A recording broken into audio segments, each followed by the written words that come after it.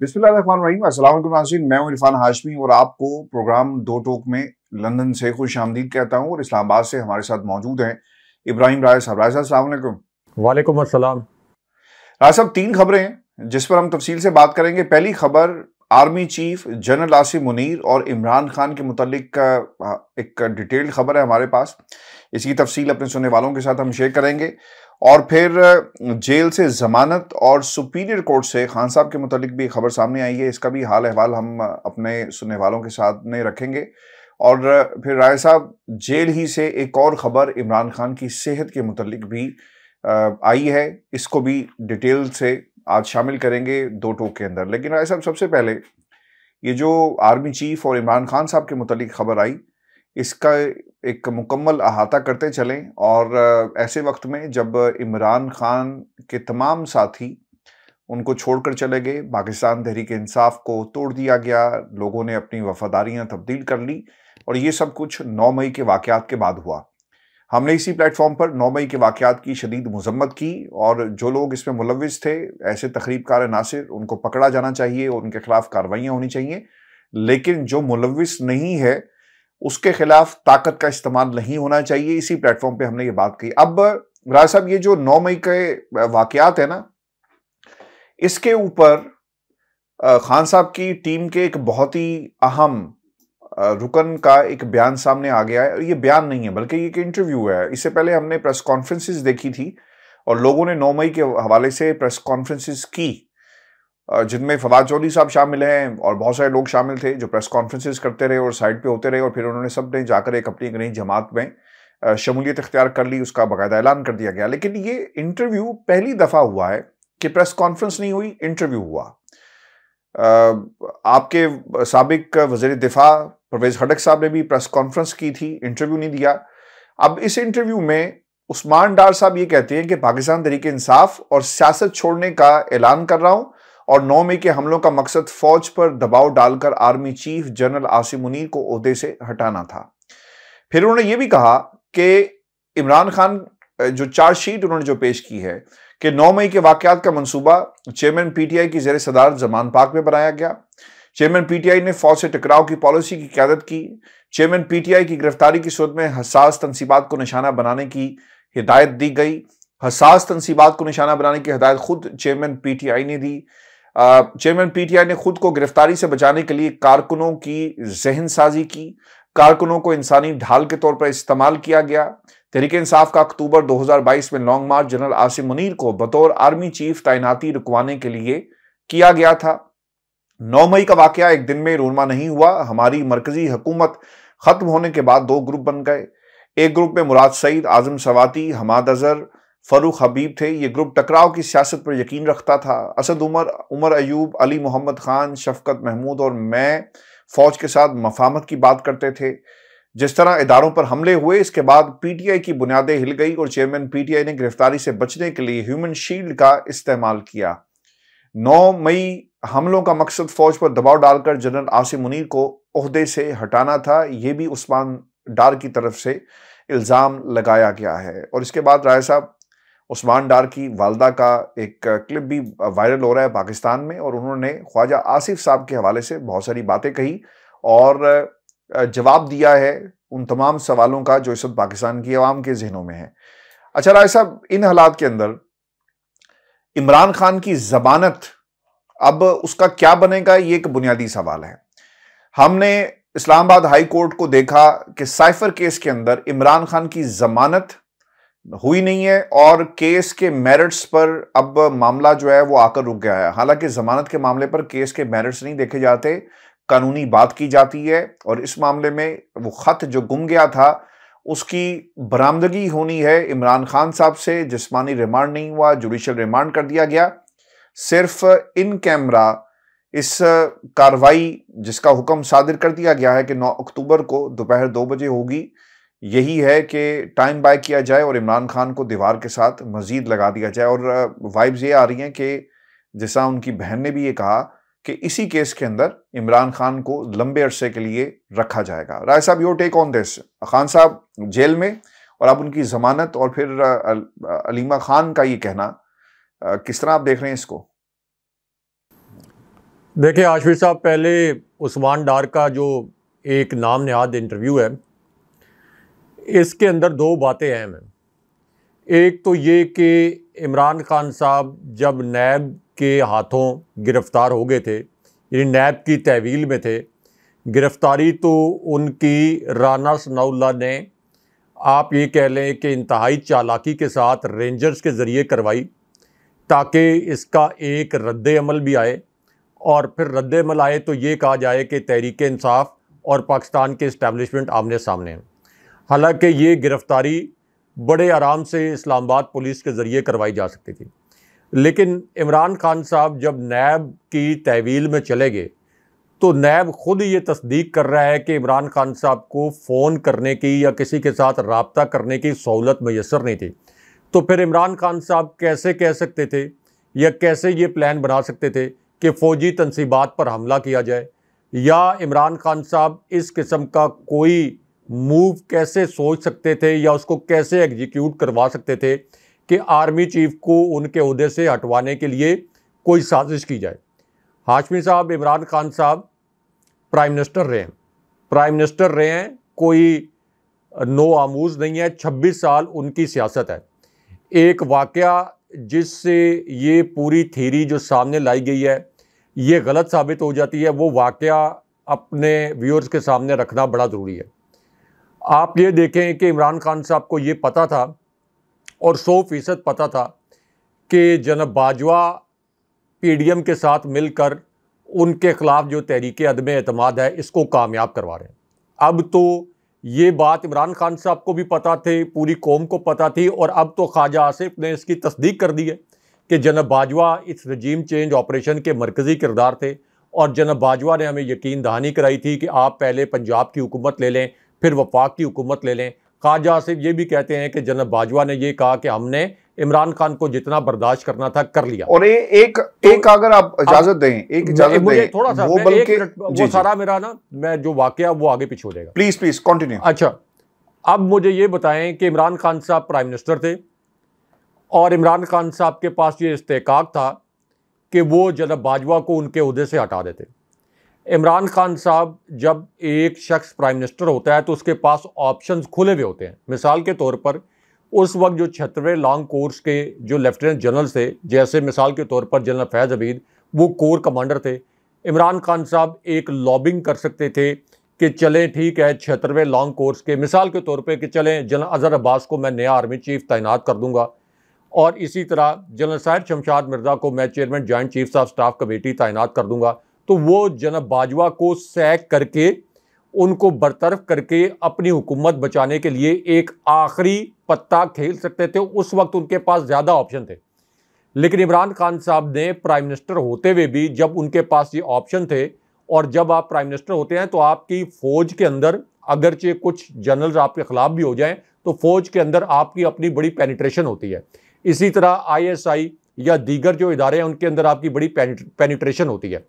तो वो जनाब बाजवा को सैक कर सकते थे, लेकिन इमरान खान साहब ने जनाब बाजवा को इसलिए सैक नहीं किया, जिसका बाद में उन्होंने इजहार भी किया कि ये खदशा था कि खुदा न खास्ता फ़ौज के अंदर फूट ना पड़ जाए। ये तो कोई पाकिस्तानी नहीं चाहता कि पाक फ़ौज के अंदर खुदा न खास्ता फूट पड़ जाए, या पाक फ़ौज के अंदर दो धड़े बन जाए, या पाक फ़ौज के अंदर इस तरह की खून रेजी होना शुरू हो जाए जिस तरह के खून रेजी टर्की में जिस वक्त वहाँ पे कू हुआ, 2-3 ग्रुप बन गए। तो ये तो हाशमी साहब पाकिस्तान के लिए, रियासत पाकिस्तान के लिए अगर पाक फ़ौज के अंदर तकसीम होगी तो ये रियासत पाकिस्तान के लिए तबाहकुन साबित होगी। तो ये तो इमरान खान साहब ने उस वक्त नहीं किया जब वो प्राइम मिनिस्टर थे, जब उनके पास ये ऑप्शन था।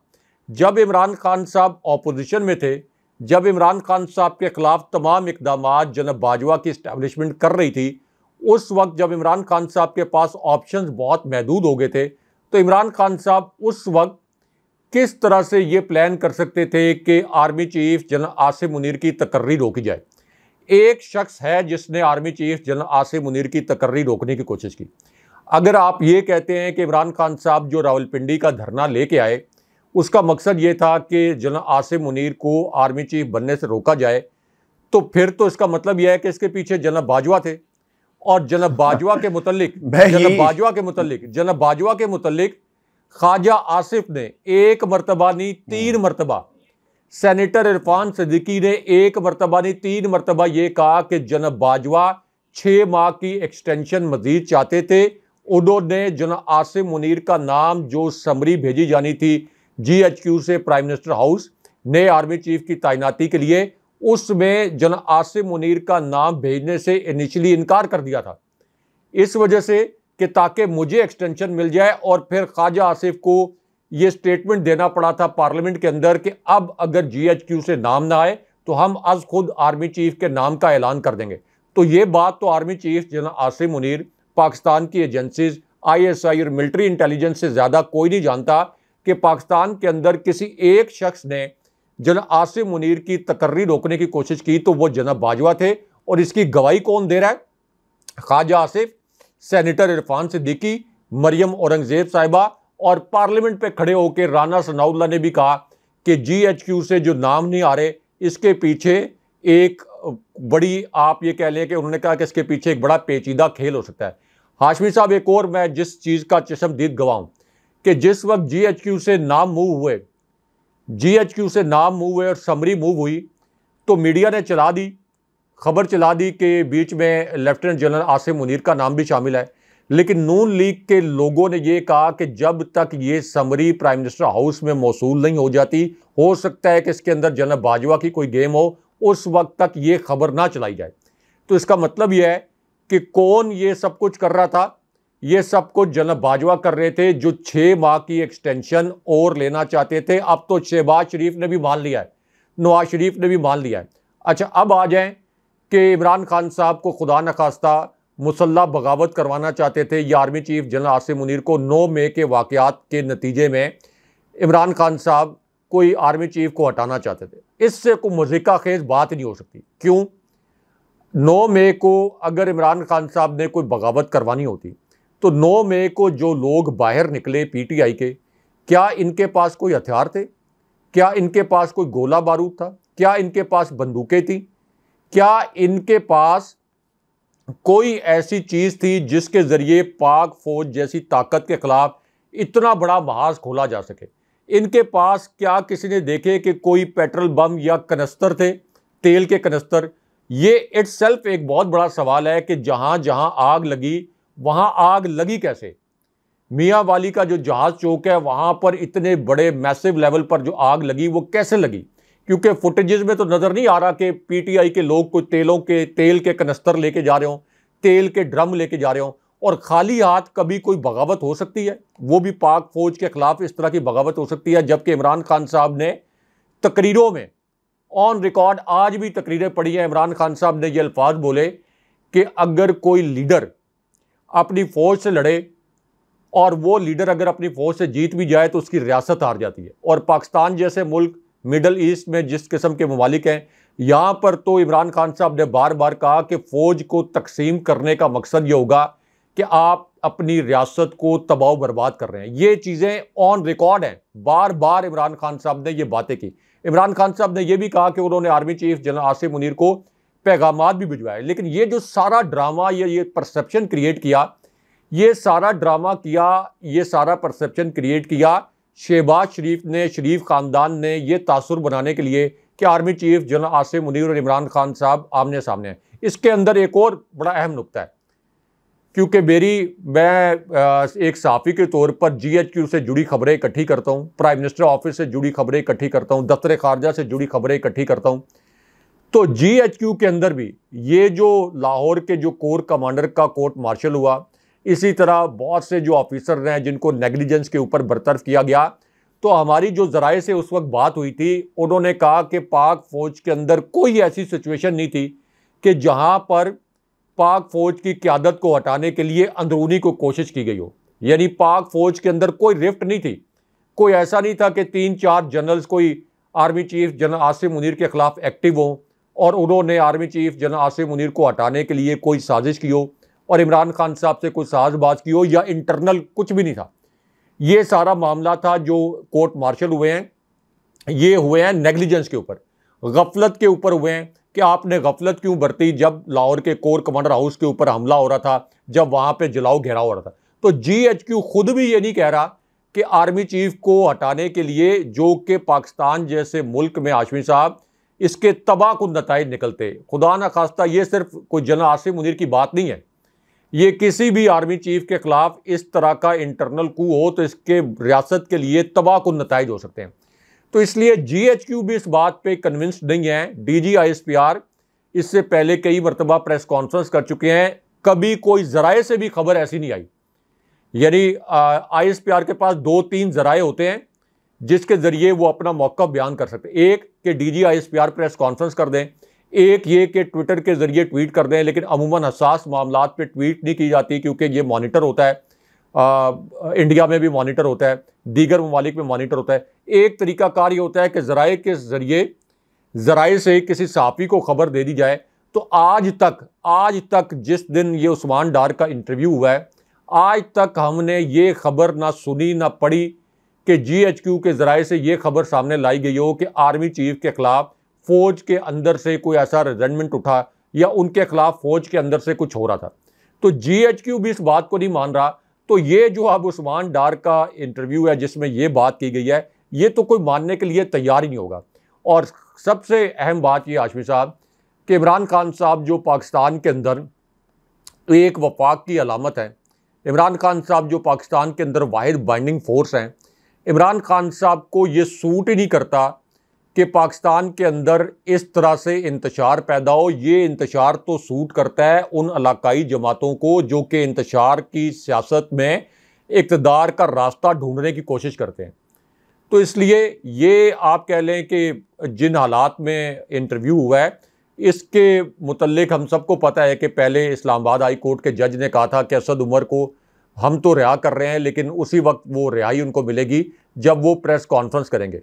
तो इसलिए ये एक सवाल बहुत पेचीदा और बहुत अहम नौयत का है जिसका जवाब खुद GHQ ज़राए से दे चुका है कि पाक फ़ौज के अंदर किसी किस्म की रिफ्ट नहीं थी। और बड़ा एविडेंट है कि इमरान खान साहब तो नैब की तहवील में थे, तो वो किस तरह से इतना बड़ा प्लान बना सकते थे। वो भी अपने लोगों को ये कहें कि आप निहत्ते कोई कोर कमांडर हाउस में घुस जाएं, निहत्ते आप GHQ में घुस जाएं। इस तरह तो नहीं होती बगावत। क्या आपने पूरी दुनिया में इस तरह से कभी देखा है कि कोई बगावत हो?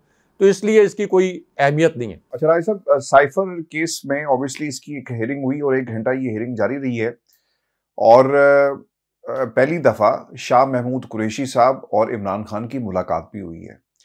1 घंटा ये मुलाकात जारी रही है, यानी जब तक समाअत होती रही ये मुलाकात भी एक तरह से हो रही थी। और एक कहा ही जाता है कि एक जाली थी पतली सी, और एक तरफ इमरान खान साहब थे और दूसरी तरफ शाह महमूद कुरैशी साहब जो हैं वो बैठे हुए थे।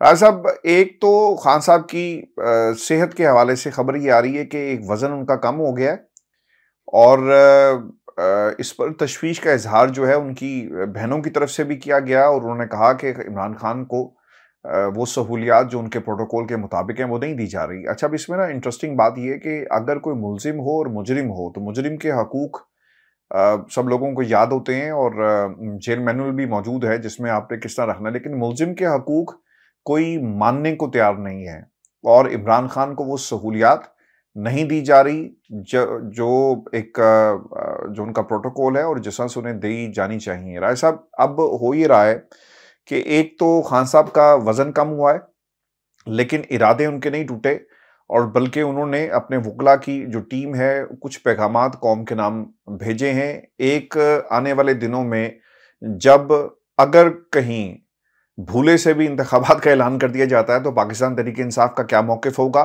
किस तरह लोगों को मैदान में उतारा जाएगा। ख़ासतौर पे अब ये जो उस्मान डार का जो एपिसोड हुआ, इसके बाद मज़ीद क्या कोई इंटरव्यू सामने आएंगे और तहरीक इंसाफ को मज़ीद लोगों को इसमें से सफाया किया जाएगा, तो फिर ये जो एक गैप पैदा होगा टिकट्स के मामले पे, इसको कैसे कंट्रोल करना है। तो खबर ये आई है कि जो PTI का कारकुन है और जो वकला हैं उन्हें पाकिस्तान तहरीक इंसाफ जो है वो टिकट देगी और वो मुख्तलिफ हलकों में पाकिस्तान डेमोक्रेटिक मूवमेंट PDM के मदे मुकाबिल, यानी पंजाब में नून लीग से मुकाबला होगा, सिंध के अंदर पीपल्स पार्टी से मुकाबला होगा और इसी तरह दीगर सूबों में। और ये प्लानिंग जो है वो खान साहब की तरफ से की जा रही है। राय साहब, ये तो खान साहब की प्लानिंग होगी, एक प्लानिंग और भी हो रही है बाऊजी की। बाऊजी पाकिस्तान आ रहे हैं, लेकिन मेरे लिए जो मेरे नज़दीक जो सवाल है और जो मैं चाहूँगा कि आप इस पर जवाब भी दें कि 21 अक्टूबर को अगर बंदे इकट्ठे ना हुए, अगर मदद ना आई, जिसा नवाज शरीफ साहब मदद हासिल करने के बहुत बड़े कारीगर हैं, और अभी तक सुनने में आ रहा है कि इन्हें मसला ये बना हुआ है कि लाहौर में मरीम नवाज के जलसे की जो गैर मकबूलियत थी या फिर जो उसका ड्रॉप सीन हुआ, इसके पीछे कौन सी ताकतें हैं, और ये ताकतें अपनी पार्टी के अंदर तलाश कर रहे हैं। अगर इसी तरह से मियां नवाज शरीफ का भी इस्तकबाल हुआ तो फिर कैसे देखते हैं आप? नवाज शरीफ साहब की सियासत जो है वो कहीं गायब हो जाएगी? नवाज शरीफ साहब के लिए वहां से निकलना, रिवर्ट बैक करना, बाउंस बैक करना कितना आसान हो पाएगा? या फिर जितनी भी ये पार्टी जितने जोगी है, क्या ये एस्टेब्लिशमेंट की बैसाखियों के बगैर भी खड़ी हो पाएगी कि नहीं हो पाएगी? हाशमी साहब, एक तो ये मफरूज़ा गलत है कि इमरान खान साहब को लोग छोड़कर चले गए। ये मफरूज़ा है।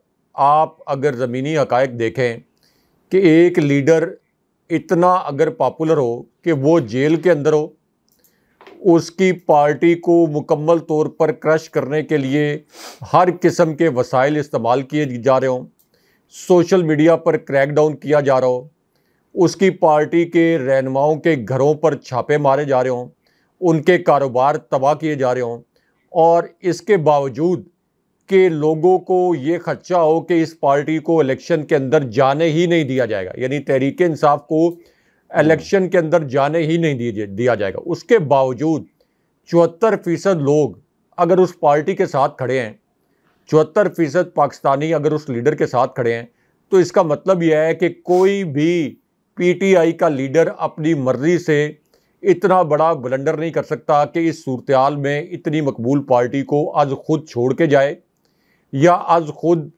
पार्टी छोड़ने का या सियासत छोड़ने का ऐलान करें। अब ये जो एक मखसूस माहौल में कुछ लोगों ने ये ऐलान किया है, अगर आप एक तरफ इन लोगों को देखें तो दूसरी तरफ उन लोगों को भी देखें कि जिन्होंने मिसाल के तौर पर शहरयार अफरीदी, अली मोहम्मद खान, यहाँ तक कि चौधरी परवेज़ लाई जो कि इस्टेब्लिशमेंट की सियासत करते हैं और बड़े घाघ सियासतदान हैं, शाह महमूद कुरैशी, तो इन्होंने तो सौबतों के बावजूद ये फैसला किया कि इमरान खान साहब के साथ रहना है। क्यों इन्होंने ये फैसला किया? चौधरी परवेज़ लाई और शाह महमूद कुरैशी, ख़ास तौर पर चौधरी परवेज़ लाई जो कि हमेशा इस्टेब्लिशमेंट की सियासत करते हैं, क्योंकि उनको पता है कि इस तरह के जो फेज़ हैं ये कोई बहुत लंबे चौड़े नहीं होते, ये मुख्तलिफ पार्टीज़ पर आते रहते हैं। अगरचे तहरीक इंसाफ के साथ जिस किस्म की सख्ती की जा रही है, इसकी मिसाल नहीं मिलती कि अदालतें भी ये कह रही हों, जज भी ये कह रहे हों कि हम रिहाई का फ़ैसला सादिर करते हैं लेकिन दोबारा गिरफ़्तार कर लिया जाता है। शेख रशीद को अगवा किया गया, अदालत को अब ये कहना पड़ा इस लाहौर हाई कोर्ट के रावलपिंडी बेंच के जज को कि अब अगर शेख रशीद को पेश ना किया गया तो हम FIR काटेंगे।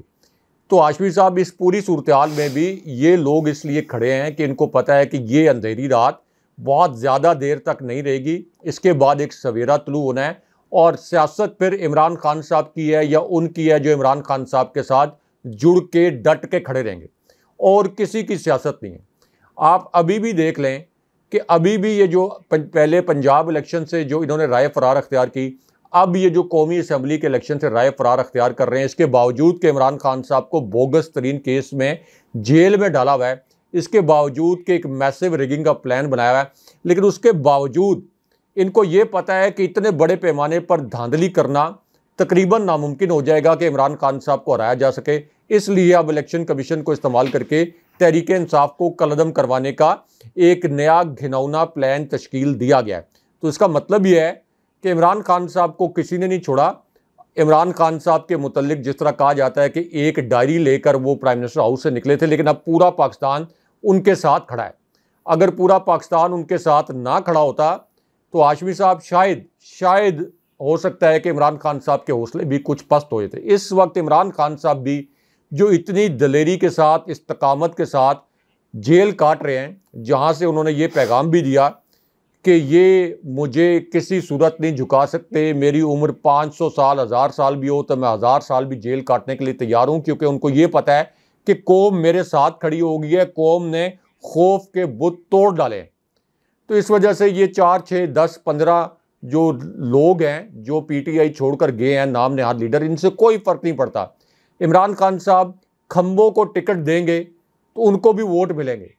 सिर्फ और सिर्फ तहरीक इंसाफ अगर इलेक्शन में चली गई, बैलेट पेपर पर इंतखाबी निशान आ गया, इमरान खान साहब बिल्कुल नो वारिद नो आमूज किसी उम्मीदवार को टिकट देंगे, किसी वकील को टिकट देंगे, आप देखेंगे कि पीडीएम के जो उम्मीदवार हैं इनकी जमानतें जब्त हो जाएंगी। इमरान खान साहब को कोई कैंपेन करने की जरूरत नहीं है। हर रोज इमरान खान साहब की कैंपेन हो रही है। कैसे? कोई टॉक शो इमरान खान साहब के बगैर टीवी चैनल का मुकम्मल नहीं होता। नाम इमरान खान साहब का नहीं लिया जाता। वो किसी को पता नहीं क्या सूझा कि इमरान खान साहब का नाम ना लिया जाए, लेकिन चेयरमैन पीटीआई जब कहा जाता है, सबको पता है इमरान खान साहब की बात हो रही है।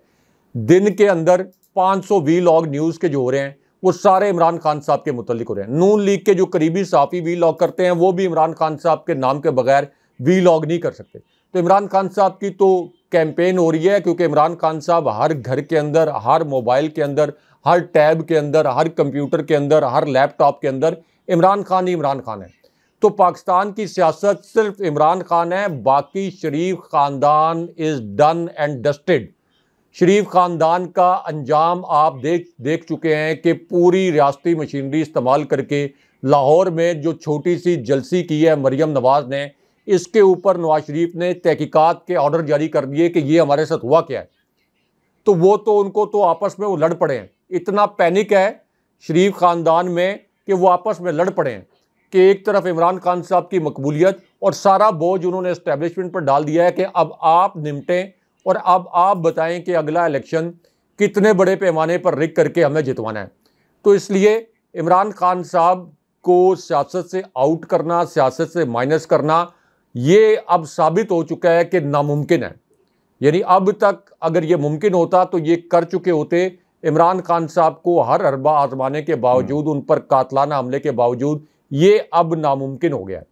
दूसरी बात यह है कि इमरान खान साहब को एक कैटेगरी की जेल उनका इस्तेकाक बनता था, जहाँ पे उनके कमरे में एसी भी लगाओ, अटैच बाथ भी हो, लेकिन इमरान खान साहब इसको बॉदर ही नहीं करते ताकि किसी को ये ना लगे कि इमरान खान साहब कोई कमज़ोर पड़ रहे हैं, इमरान खान साहब के कोई जो आसाब हैं ये कोई जवाब दे रहे हैं।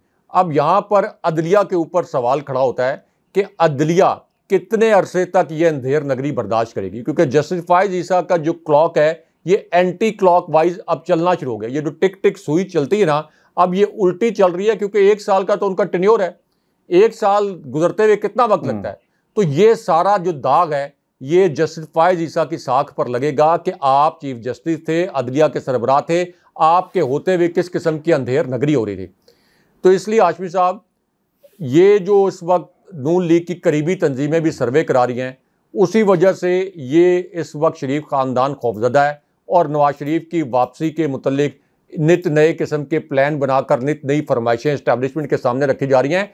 इस्टेब्लिशमेंट के लिए इतना बड़ा बोझ उठाना बहुत ही अच्छा, मैं आपको ना मुश्किल होगा। बैगेज है राय साहब, ये ऑब्वियसली, और ये बात हम हमेशा से करते रहे कि ये बैगेज किस तरह उठाया जाएगा नवाज शरीफ का, क्योंकि वो अपने उस बैगेज में जो उनका एक सियासी बैगेज है और इसके साथ साथ जो लंदन से वो लाना चाहते थे वो था एंटी एस्टेब्लिशमेंट बयानिया, उनके अपने साजो सामान में अब ये बैगेज जो है वो निकाल कर साइड पे रखने की शहबाज शरीफ साहब कोशिश तो कर रहे हैं। लेकिन एक पैगाम फैसल वावडा की तरफ से दिया गया और वो ये कहते हैं कि नवाज शरीफ साहब को पाकिस्तान नहीं आना चाहिए। ये मशवरा है फैसल वावडा का।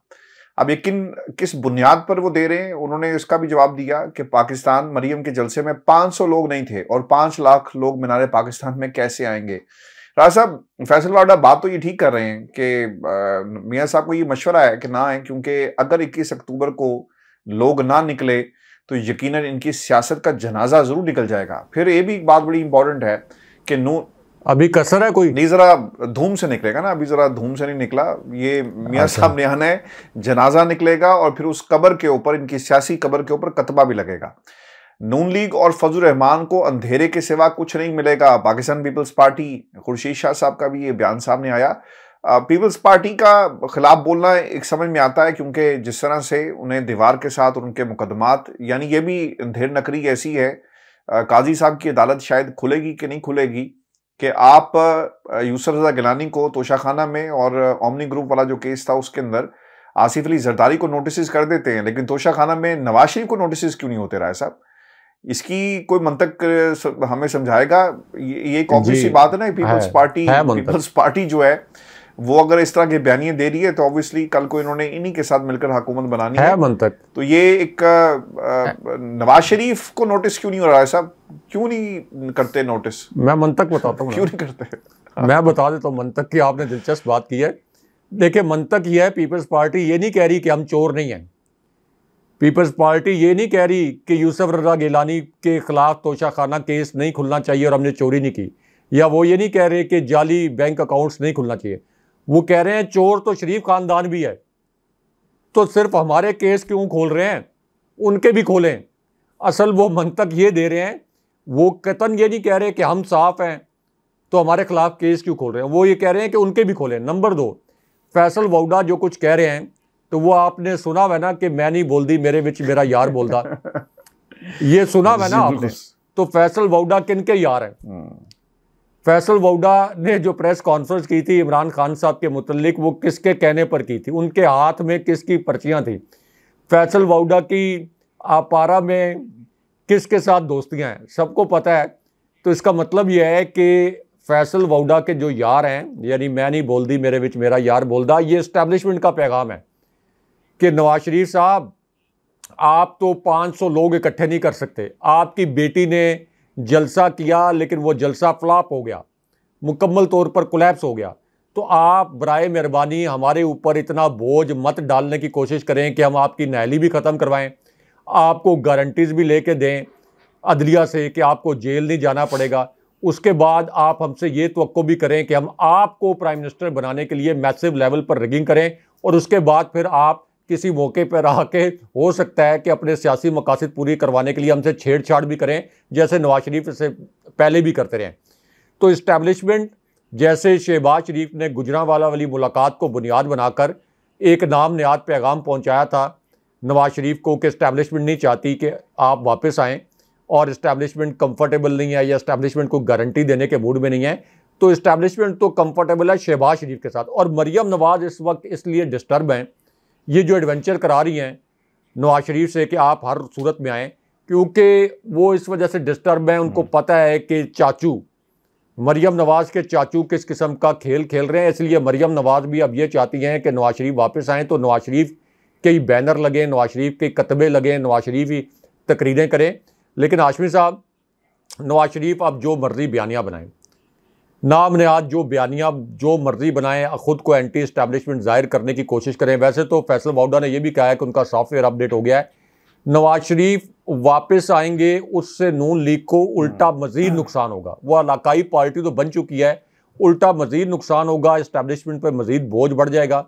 नवाज शरीफ को बचाने के लिए ज़्यादा सवालात होने शुरू हो जाएंगे। इसलिए इस्टेब्लिशमेंट की कोशिश ये है कि शहबाज शरीफ के साथ हम कंफर्टेबल हैं, और इसी तरह का तासुर है कि अगला इलेक्शन जब भी होगा जिसमें ताख़ीर हो सकती है कि उसमें शहबाज शरीफ को प्राइम मिनिस्टर बनाया जाए। बहुत शुक्रिया सब व्यूअर्स, ये आज का हमारा दो टोक था। अपने कमेंट्स भेजिएगा, चैनल को जरूर सब्सक्राइब करें। मुझे और इब्राहिम राजा साहब को इजाज़त दीजिए। अल्लाह ने के बाद।